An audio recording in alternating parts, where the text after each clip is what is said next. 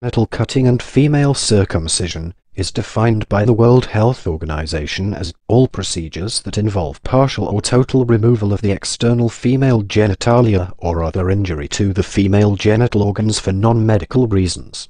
FGM is practiced as a cultural ritual by ethnic groups in 27 countries in sub-Saharan and Northeast Africa, and to a lesser extent in Asia, the Middle East and within immigrant communities elsewhere. It is typically carried out, with or without anesthesia, by a traditional circumcision using a knife or razor. The age of the girls varies from weeks after birth to puberty.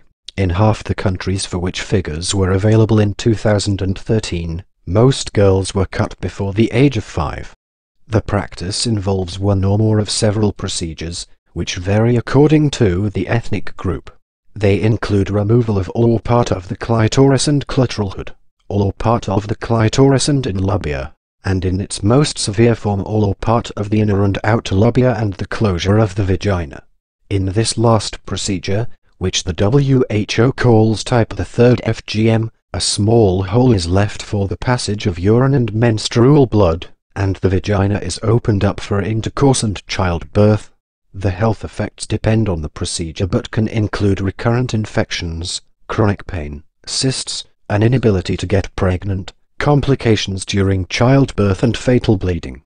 Around 125 million women and girls in Africa and the Middle East have undergone FGM.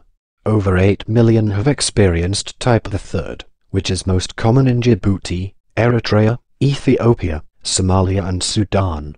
The practice is an ethnic marker, rooted in gender inequality, ideas about purity, modesty and aesthetics, and attempts to control women's sexuality. It is supported by both women and men in countries that practice it, particularly by the women, who see it as a source of honor and authority, and an essential part of raising a daughter well. FGM has been outlawed in most of the countries in which it occurs, but the laws are poorly enforced. There has been an international effort since the 1970s to eradicate the practice, and in 2012 the United Nations General Assembly voted unanimously to take all necessary steps to end it. The opposition is not without its critics, particularly among anthropologists.